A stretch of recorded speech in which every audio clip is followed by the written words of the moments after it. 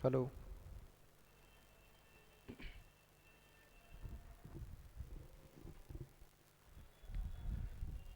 Chemistry में कल एक न्यूमेरिकल दिए थे बनाने के लिए।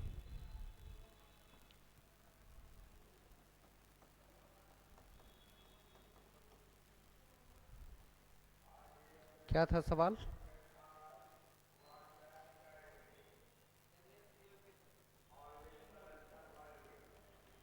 NaCl के 3 मोल विलियन में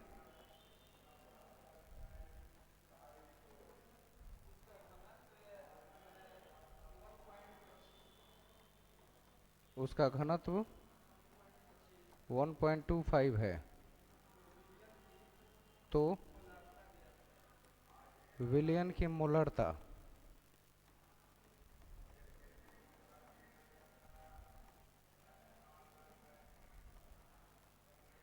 मोलैरिटी ज्ञात करें। यही सवाल था। बना लिए इसको। कितना आंसर आया था?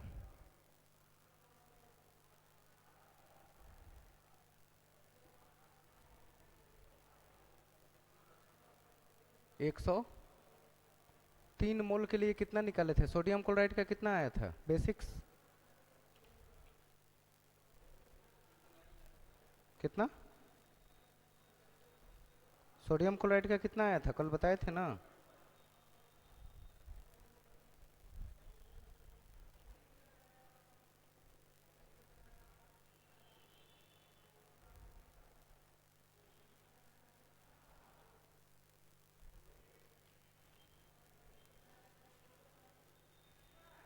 हाँ।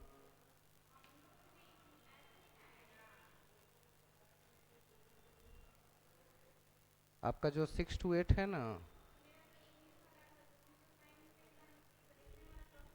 हम जो भी साइंस पढ़ाते हैं किसी लेवल को देख के नहीं, साइंस में जितना है सब पढ़ा देते हैं। आपको देखना है कि जो आपको याद करने वाला है वो आपके एग्जाम में आएगा, जो बनाने वो सिर्फ आपका आएगा, बस उतना ही है। ये 6 to 8 और हाई स्कूल में आएगा। तो हर चैप्टर में 2 4 5 बताएंगे, ज़्यादा नहीं। उसी में आएगा ये, हाँ। तो ज़्यादा नहीं बताएंगे, कम से कम चैप्टर में 4 5 क्वेश्चन बताते चलेंगे ताकि क्लियर होता रहे।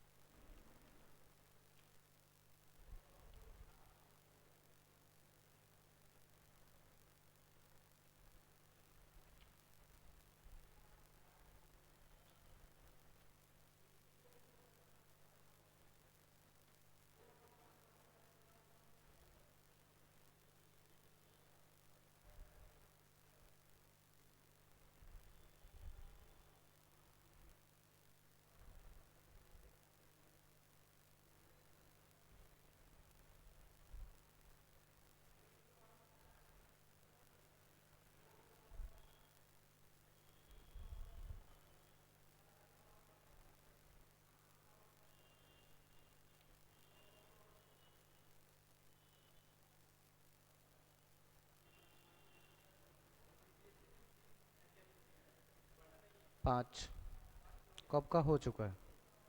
कब का अटेम्प्ट 5 हो चुका है? और सबसे पहले हम सोडियम क्लोराइड को बताने थे निकालने के लिए। सोडियम क्लोराइड का मास कितना होगा, द्रव्यमान? सोडियम का कितना होगा? 23। क्लोरीन का कितना? क्लोरीन 17, 17 दूना 34, 35.5। कितने हो जाएंगे ये? 58.23 और 35 58.5। 175 कहाँ से आ गए? हाँ।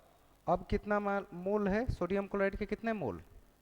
तो 1 मोल सोडियम क्लोराइड का मास इतना हुआ, ये 1 मोल का वैल्यू है। अब 3 मोल सोडियम क्लोराइड का मास कितना होगा? तो 3 × 58.5 कितना आएगा?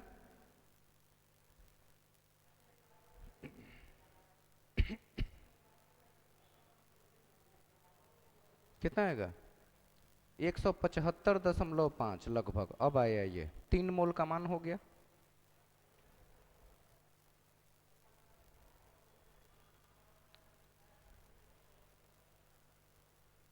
उसका घनत्व 1.25 दिया है, तो 1 लीटर में कितना हो जाएगा ये?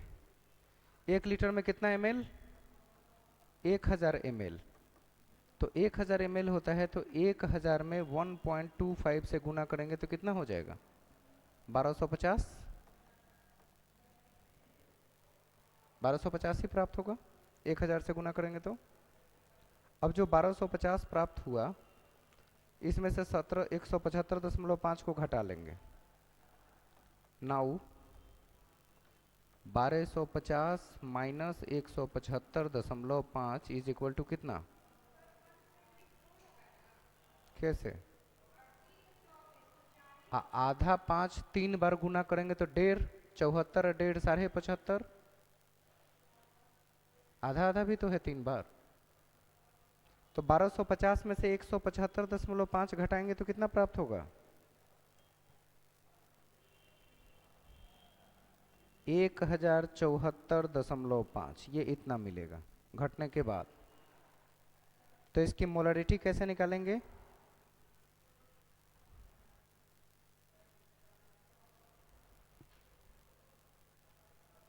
आगे बढ़े, एक स्टेप अभी और आगे करना है।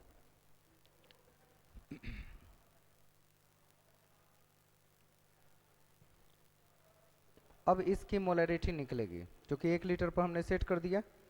ये कितना है? मिलीलीटर में है।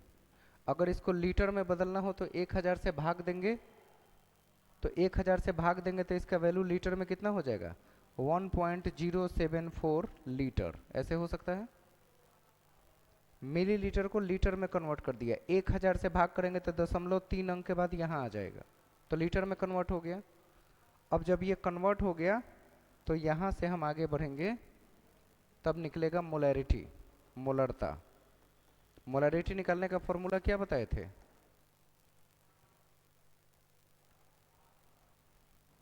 विलेय में मोल की संख्या कितनी है? विलेय में मोल की संख्या, और नीचे क्या बोले थे? उसका घनत्व बोले थे कि क्या बोले थे?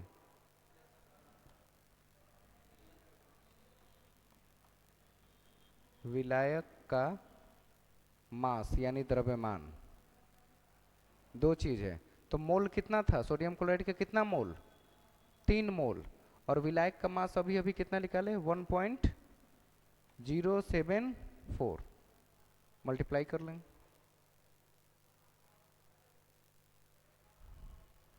ऊपर मोल लिखेंगे, नीचे केजी लिख लेंगे। तो नीचे 3 अंक के बाद है तो ऊपर 3 जीरो चला जाएगा, 3 जीरो ऊपर, और नीचे 1074। मोल प्रति केजी को क्या कहा जाता है? मोल प्रति केजी को ही मोललता कहा जाता है, स्मॉल m। इसी को मोलरता या मोरालिटी के नाम से जाना जाता है। इसको डिवाइड करेंगे तो कितना आएगा? 2 पॉइंट समथिंग आना चाहिए, लगभग 3 से तो नहीं कटेगा। तो डिवाइड कीजिएगा तो आएगा 2.8 m। ये होगा आपका आंसर, लगभग 2.8 आना चाहिए। मोबाइल का कैलकुलेशन चेक कर लीजिएगा।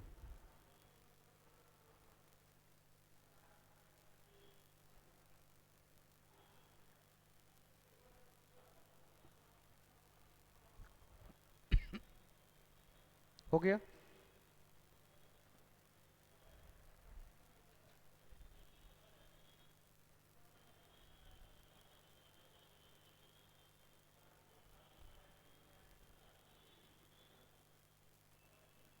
एसिड, बेस और सॉल्ट बताए थे ना लास्ट टाइम।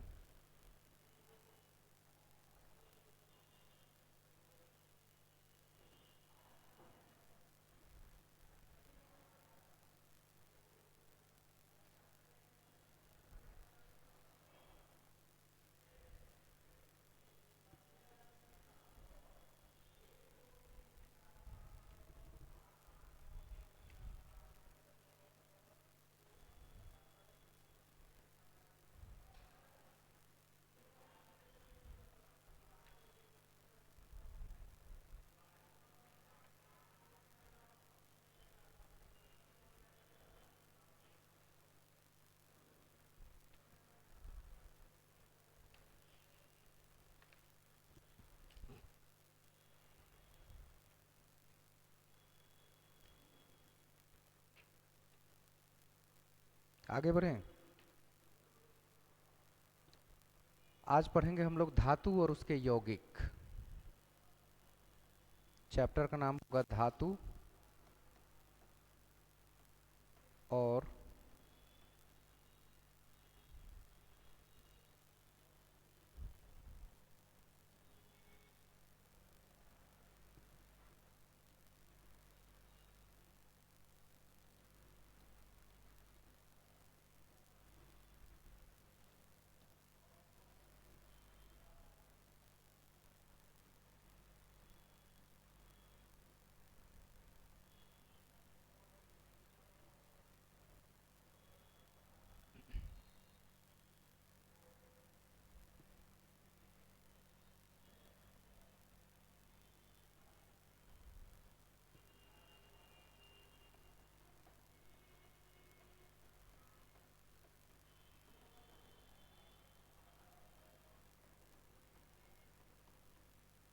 धातु और उसके यौगिक, मेटल एंड इट्स कंपाउंड्स।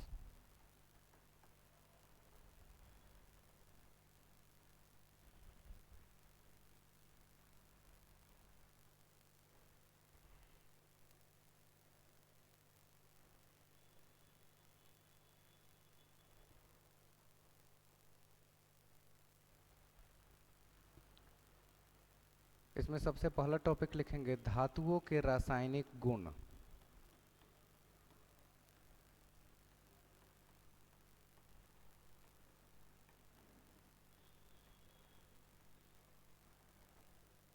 कई सारे पॉइंट्स इसमें नोट करेंगे रासायनिक गुण में। धातुओं के रासायनिक गुण।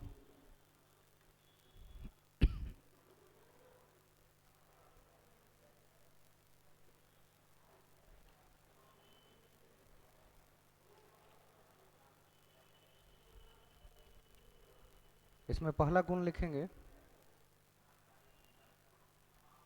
धातु अधातुओं से अभिक्रिया करके धातु अधातुओं से अभिक्रिया करके विभिन्न प्रकार के यौगिक बनाते हैं। अधातुओं से अभिक्रिया करके विभिन्न प्रकार के यौगिक बनाते हैं।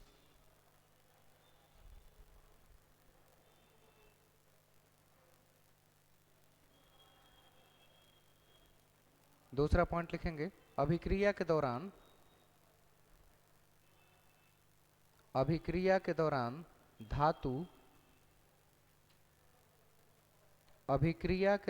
धातु इलेक्ट्रॉनों का त्याग करते हैं।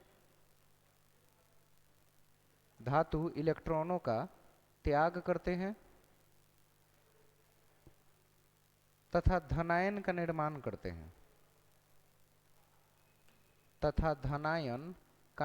करते हैं।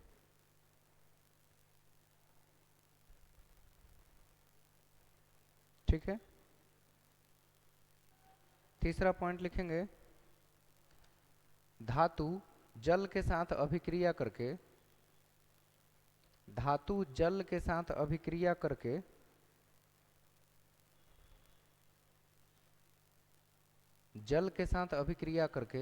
धातु के हाइड्रोक्साइड का निर्माण करते हैं।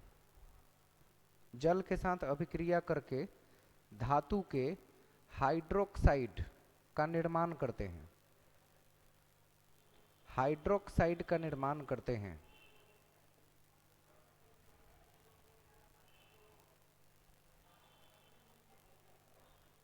नेक्स्ट, धातु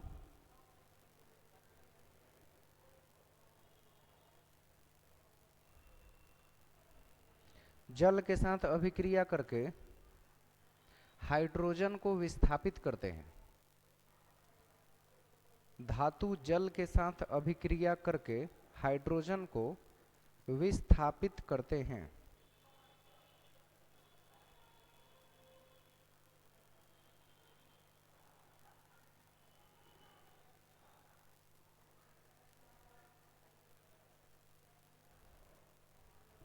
ठीक है। रासायनिक गुण में कई सारे पॉइंट्स के बारे में बात करनी है, जिसमें सबसे पहले बात करेंगे हम लोग दहन की। दहन माने बर्निंग, या इसी को कंबोशन कहा जाता है, कंबोशन, दहन। दहन का एग्जाम्पल क्या होता है? श्वसन, सांस लेना एक मंद दहन है,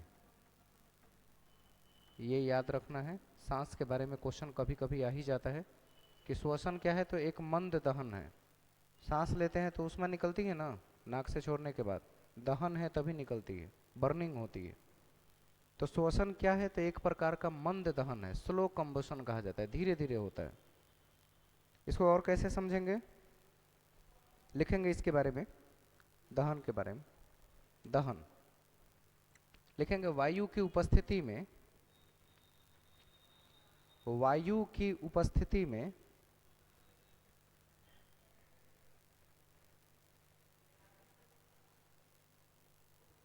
किसी भी पदार्थ को,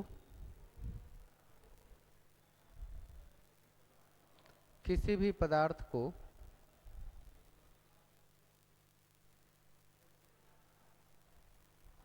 जलाने पर दहन होता है। किसी भी पदार्थ को जलाने पर दहन होता है।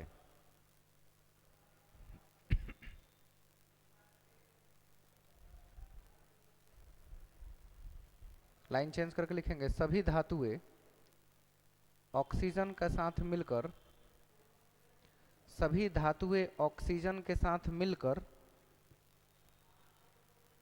धात्विक ऑक्साइड बनाते हैं, धात्विक ऑक्साइड बनाते हैं।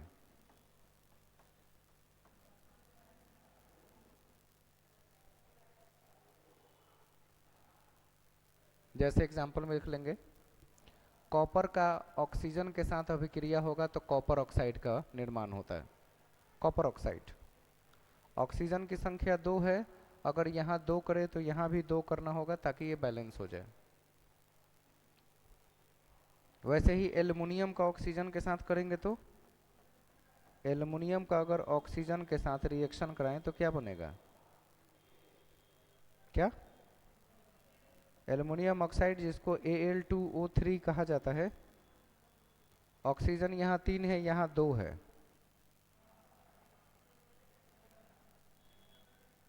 तीन दूना 6 बैलेंस करने के लिए। तो यहाँ 3 है तो यहाँ 2 लिखेंगे और यहाँ 3 लिखेंगे, यहाँ 3 लिख दिया, 3 दूना 6 ऑक्सीजन, 3 दूना 6, एल्युमिनियम 2 है और यहाँ 2 दूना 4 हो गया, तो यहाँ 4 एल्युमिनियम सेट कर देंगे, बैलेंस हो जाएगा। इसको कहा जाता है एल्युमिनियम ऑक्साइड। मतलब धातु के साथ ऑक्सीजन के रिएक्शन होते ही धातु के ऑक्साइड का निर्माण संभव होता है। दूसरा टर्म लिखेंगे इसमें, धातु के ऑक्साइड की प्रकृति क्षारीय होती है,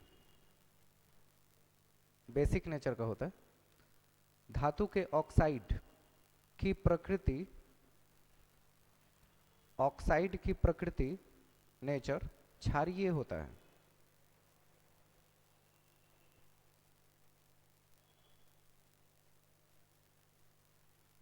परंतु एल्युमिनियम, परंतु एल्युमिनियम ऑक्साइड, जिंक ऑक्साइड, परंतु एल्युमिनियम ऑक्साइड, जिंक ऑक्साइड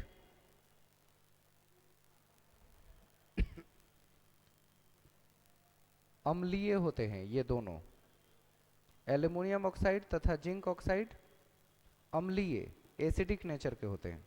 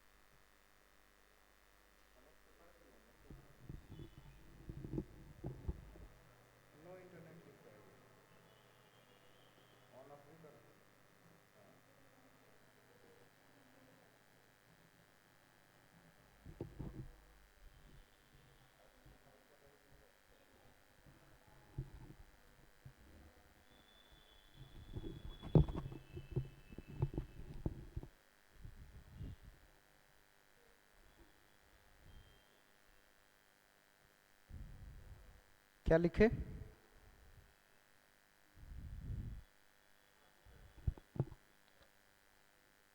अच्छा, दो अलग अलग अम्लीय होता है, बाकी सबकी प्रकृति कैसी होती है? क्षारीय होती है। लाइन चेंज करके लिखेंगे, ऐसे धातु के ऑक्साइड,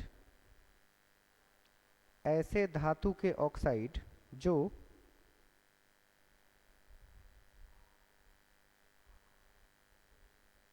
जो अम्ल और क्षार दोनों से अभिक्रिया करते हैं, जो अम्ल और क्षार दोनों से अभिक्रिया करते हैं, दोनों से अभिक्रिया करते हैं, उभयधर्मी ऑक्साइड कहलाते हैं, उभयधर्मी ऑक्साइड कहलाते हैं। मतलब कि जिसको एम्फोटेरिक कहा जाता है, जिसमें दोनों के गुण मौजूद हो। हाँ, उभयधर्मी ऑक्साइड कहलाते हैं। नेक्स्ट पॉइंट लिखेंगे, अधिकांश धातु के ऑक्साइड जल में अघुलनशील होते हैं, मतलब घुलते नहीं है। अधिकांश धातु के ऑक्साइड जल में अघुलनशील होते हैं, जल में अघुलनशील होते हैं, लेकिन कुछ जल में घुलकर, लेकिन कुछ जल में घुलकर बेस प्रदान करते हैं, यानी क्षार। जल में घुलकर बेस प्रदान करते हैं, क्षार प्रदान करते हैं।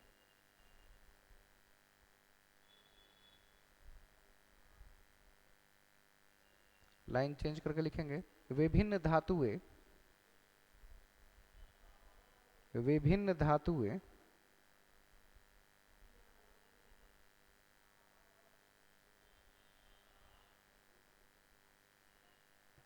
ऑक्सीजन के साथ अभिक्रिया करके पोटेशियम और सोडियम, पोटेशियम और सोडियम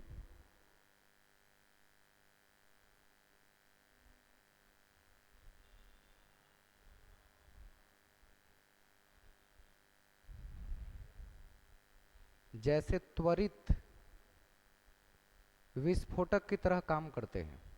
त्वरित विस्फोटक यानी तुरंत आग लग जाए उसमें, त्वरित विस्फोटक की तरह काम करते हैं। इसीलिए सुरक्षित रखने के लिए, इसलिए सुरक्षित रखने के लिए इन्हें केरोसिन तेल में डाला जाता है। सुरक्षित रखने के लिए इन्हें केरोसिन तेल में डाला जाता है।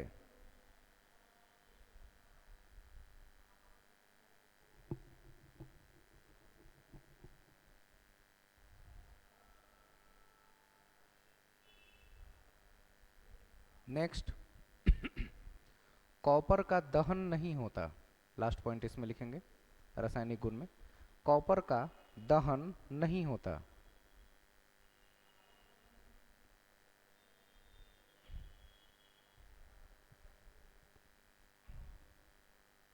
लेकिन गर्म होने पर धातु पर कॉपर ऑक्साइड की काली परत चढ़ जाती है। गर्म होने पर धातु पर कॉपर ऑक्साइड की काली परत, ब्लैक लेयर, काली परत चढ़ जाती है। लेकिन जनरली पूछा जाए तो दहन कॉपर का नहीं होता है। और दो और बातें हैं, चांदी और सोना, ये दो ऐसी धातुएं भी है जो उच्च तापमान पर भी इनका दहन नहीं होता। लास्ट में लिख लेंगे, आ गया अभी, दिख रहा है। 1 मिनट बस, इनको छोड़ दे।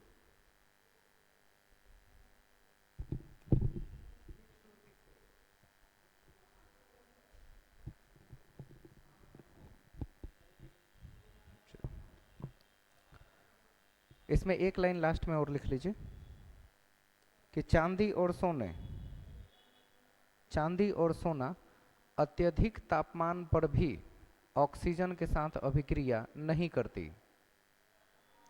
चांदी और सोना अत्यधिक ताप पर भी ऑक्सीजन के साथ अभिक्रिया नहीं करती, अर्थात दहन नहीं होता।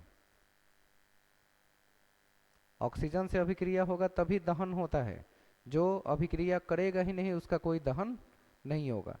लेकिन एक कॉपर है जो ऑक्सीजन से रिएक्शन कर देता है लेकिन दहन नहीं होगा, बल्कि उस पर एक ऑक्साइड की लेयर चढ़ जाती है, और लेयर किस रंग की होती है? काले रंग की। उसको कॉपर ऑक्साइड कहा जाता है। जो काला रंग का लेयर ऊपर चढ़ जाता है ना, वो कॉपर ऑक्साइड है। तो रंग चेंज होने से दहन का क्या लेना देना?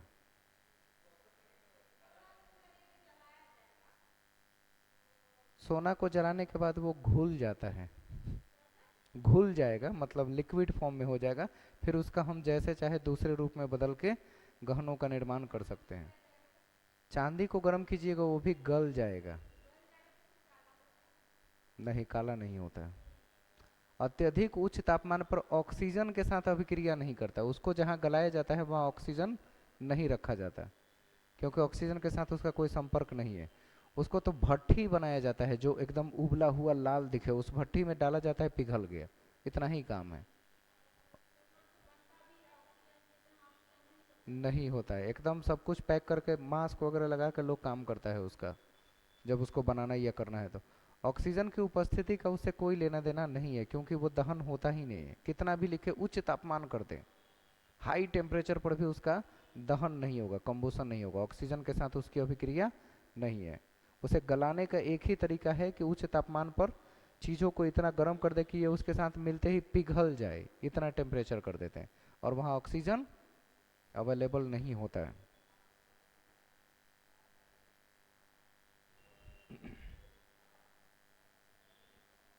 लाइन चेंज करके लिखेंगे, धातुओं का जल के साथ अभिक्रिया। धातुओं का जल के साथ अभिक्रिया।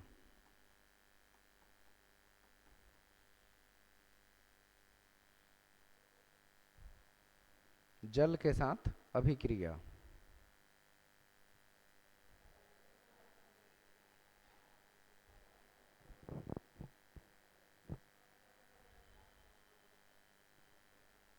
जल के साथ अभिक्रिया करके थोड़ी देर पहले क्या लिखे हैं आप?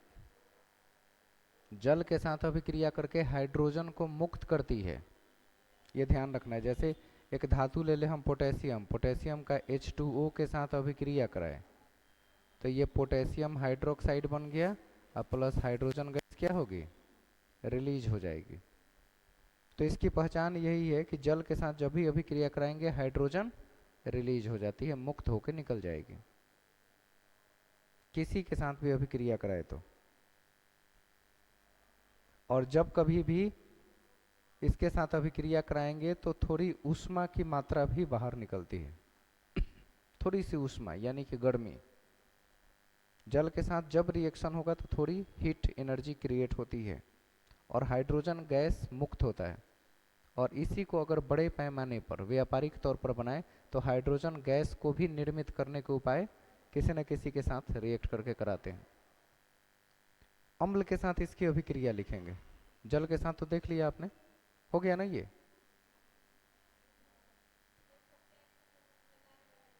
हम्म। तो 9 10 का ही 11 तक तो स्पेशली पढ़ना है, उसके नीचे का तो टॉपिक काम ही नहीं आएगा, बेसिक वही है पहले। तो पोटेशियम हाइड्रोक्साइड पे तो अभिक्रिया करा दिया, अब जल के बाद हम लोग अम्ल के साथ अभिक्रिया देखेंगे क्या करता है। धातुओं का अम्ल के साथ अभिक्रिया कैसी होती है?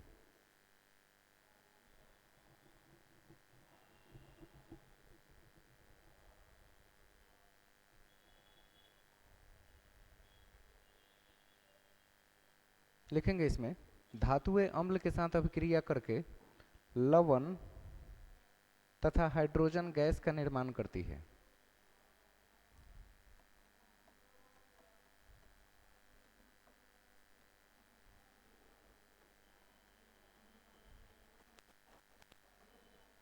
बोर्ड पर लिख दिए हैं कि धातु अम्ल के साथ अभिक्रिया करके लवण बनाती है और हाइड्रोजन गैस निकलती है।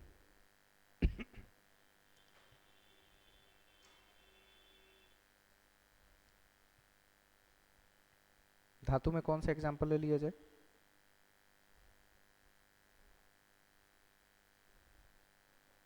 धातु में कौन सा एग्जाम्पल ले लीजिए? कॉपर ही मान लेते हैं। और अम्ल में HCl ले लेते हैं। लवण बनाएगा क्या?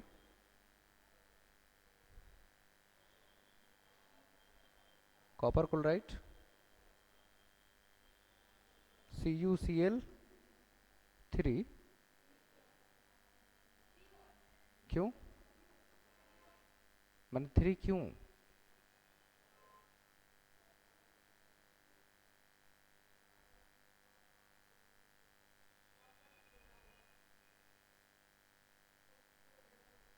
क्यूप्रिक हो जाएगा, वो अलग नाम हो जाएगा, कॉपर क्लोराइड है। और हाइड्रोजन गैस रिलीज होगी, ये ध्यान रखना है। वैसे ही मान ले अगर धातु की जगह पर हम सोडियम ले ले प्लस HCl ले ले तो ये बना लेगा sodium chloride NaCl plus H2 gas निकल जाएगी। क्या कर दे? हम बैलेंस नहीं करेंगे तब भी तो आप लोग कर लीजिएगा। तो अपने से किया कीजिए। अब बैलेंस कितना देर सिखाते रहेंगे कि ऐसे ऐसे करना है?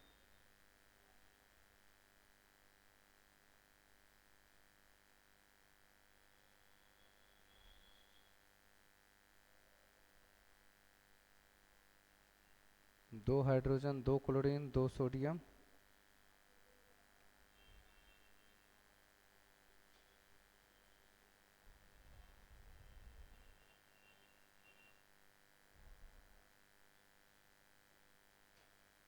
एक क्वेश्चन और आया हुआ है आगे, जिसको कहते हैं रिएक्टिविटी सीरीज, सक्रियता श्रेणी। रिएक्टिविटी सीरीज जो धातुओं की सक्रियता श्रेणी है, इसमें से क्वेश्चन आते हैं। सक्रियता श्रेणी कैसे कैसे हैं? सक्रियता श्रेणी में क्या कहेंगे?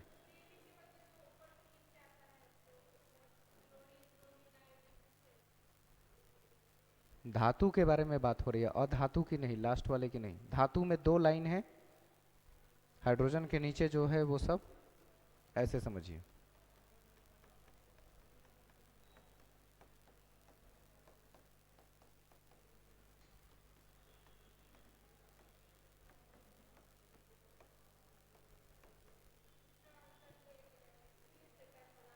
यही तो है रिएक्टिविटी, कौन ज्यादा रिएक्टिव है। इन सब में सबसे ज्यादा रिएक्टिव किसको मानते हैं आप? सबसे ज्यादा पोटेशियम को। सही जवाब है। सबसे ज्यादा रिएक्टिव सीरीज में आता है पोटेशियम। एक एक करके नोट कीजिए, बता रहे हैं। पोटेशियम, पोटेशियम के बाद पोटेशियम क्या लिखेंगे? सर्वाधिक, सबसे ज्यादा होता है पोटेशियम का। उसके बाद सोडियम। अब एग्जाम हॉल में कहीं से भी 4 उठा के पूछ दे कि इन चारों में कौन ज्यादा रिएक्टिव है, तो जब तक पूरी श्रेणी याद नहीं है कैसे पता चलेगा कौन ऊपर था कौन नीचे था? ये थोड़ा सा दिमाग डिस्टर्ब करेगा। मैग्नीशियम, फिर इसके बाद एल्युमिनियम भी हो जाएगा। एल्युमिनियम के बाद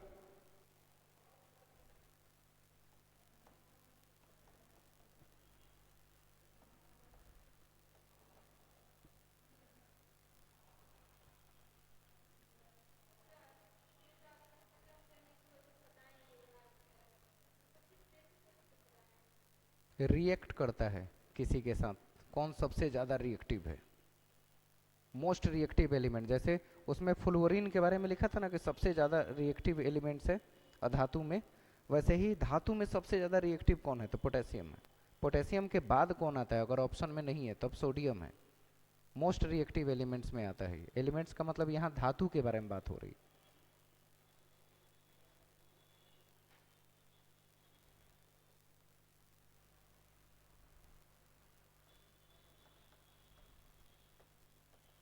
नंबर दे दीजिए तब क्लियर रहेगा। 1 2 3 4 5 6 7 8 9 10 11 12।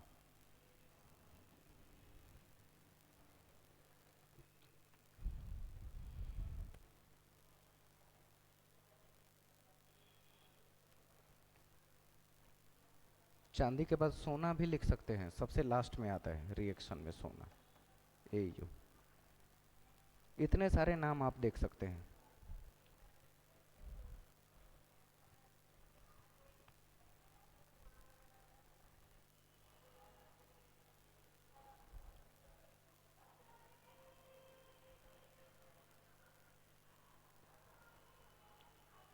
क्वेश्चन इसी रूप में आते हैं ज़्यादातर कि सबसे ज़्यादा और सबसे कम, सर्वाधिक और यहाँ सबसे कम रिएक्टिव होता है सोना। इसीलिए लोग कहता है कि सोना जल्दी खराब नहीं होता है।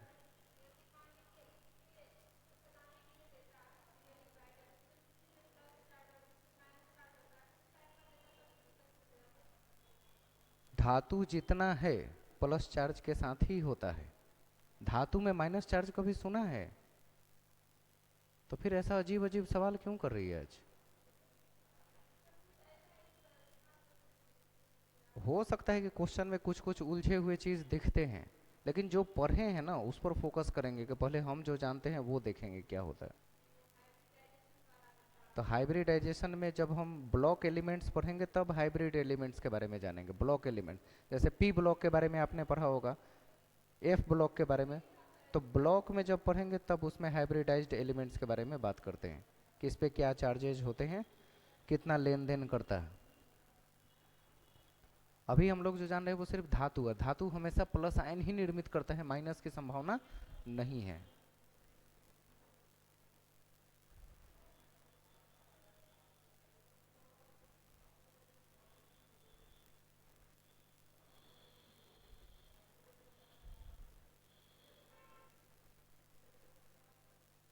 लाइन चेंज करके लिखेंगे इसके आगे। इसमें से चार ऑप्शन कुछ भी बन सकता है, कुछ भी, नहीं पता कि क्या बनेगा। कहीं से भी चार ऑप्शन निकाल के पूछ देगा कि इन चारों में सबसे ज्यादा रिएक्टिव कौन है। जैसे मुझे मन कर रहा है कि मैं इन चारों का ऑप्शन बना दूं आपको और पूछूं कि इन चारों में सबसे ज्यादा रिएक्टिव कौन है। जो चौथे नंबर पे है ज्यादा रिएक्टिव है, जो बाद में आएगा वो कम रिएक्टिव है। और इन चारों में सबसे कम रिएक्टिव कौन है? जो 12 नंबर पे है, AG, चांदी, ये कम रिएक्टिव है। चार ऑप्शन जरूरी नहीं है कि हमेशा ये पोटेशियम दिखना चाहिए, ऐसा ऑप्शन नहीं बनता है। कहीं से भी चार ऑप्शन बन जाएंगे और पूछा जाएगा कि इन चारों में कौन सबसे ज्यादा रिएक्टिव है। ठीक है।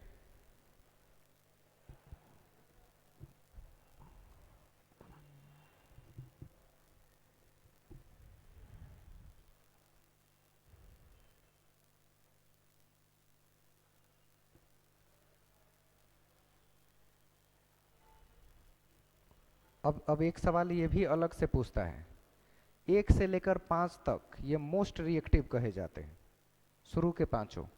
उसके बाद बाकी के ये 3 या 4 नाम देख रहे हैं, ये मीडियम रिएक्टिव है। मीडियम, इसको क्या कहेंगे? मोस्ट रिएक्टिव, सबसे ज्यादा।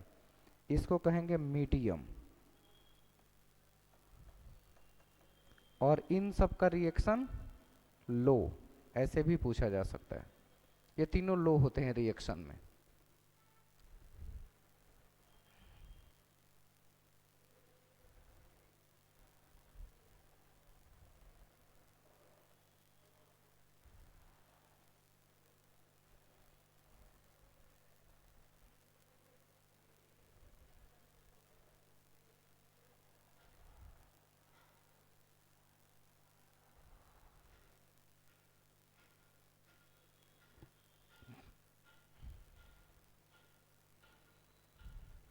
हो गया।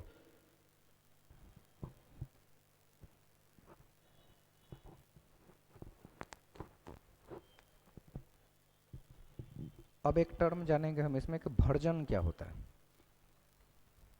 इसको मिटाते हैं, लिखते हैं भर्जन। ये ऐसा नाम है कि इसके बारे में क्वेश्चन बार बार आते हैं। रोस्टिंग, रोस्ट कर देना, सुना होगा। वेज नॉन वेज कई सारी चीजें बनाते हैं तो कहते हैं रोस्ट कर दिया खाने को। आजकल इंसानों का भी रोस्टिंग होता है, सुना है ना। हाँ, उसको रोस्टिंग लोग कहते हैं, उसी को भर्जन कहा जाता है। लिखेंगे इसमें, वायु की उपस्थिति में, माने ऑक्सीजन होना चाहिए, वायु की उपस्थिति में सल्फाइड अयस्क अधिक ताप पर, वायु की उपस्थिति में सल्फाइड अयस्क, मतलब सल्फर के जो अयस्क हैं वो होते हैं सल्फाइड अयस्क,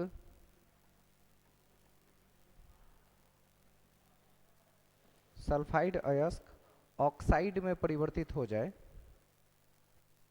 सल्फाइड अयस्क ऑक्साइड में परिवर्तित हो जाए,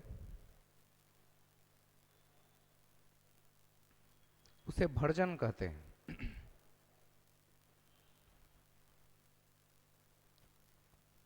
सल्फाइड अयस्क का चेंज किस में होता है,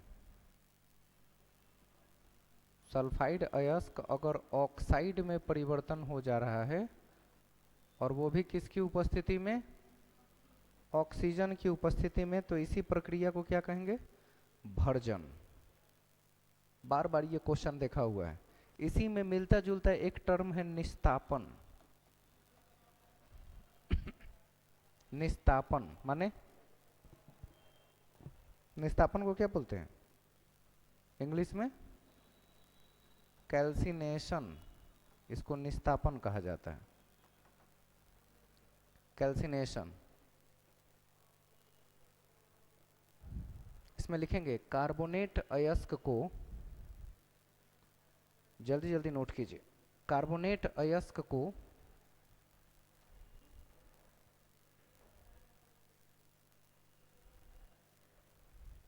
सीमित वायु में अधिक ताप पर, सीमित वायु, कम वायु में, सीमित वायु में अधिक ताप पर गर्म करने पर, सीमित वायु में अधिक ताप पर गर्म करने पर, अधिक ताप पर गर्म करने पर, गर्म करने को निस्तापन कहा जाता है। अधिक ताप पर गर्म करने को निस्तापन कहा जाता है। कार्बोनेट अयस्क है, इसको चाहिए तापमान, वायु कम भी हो चलेगा, और ये किस में चेंज हो जाएगा, ऑक्साइड में चेंज हो जाएगा। कोई भी कार्बोनेट अयस्क तापमान को लेकर वायु कम भी उपस्थित हो, अगर ऑक्साइड में परिवर्तित हो जाता है तो प्रक्रिया का नाम रखा जाता है निस्तापन।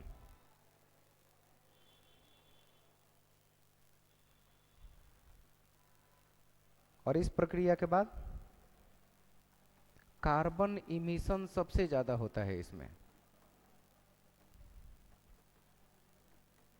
कार्बन का उत्सर्जन ज्यादा होता है।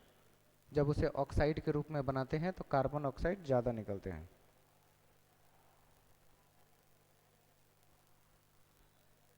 एक लाइन लिख लेंगे, धातु के ऑक्साइड से ही धातुओं का निष्कर्षण किया जाता है, धातु के ऑक्साइड से ही धातुओं का निष्कर्षण किया जाता है।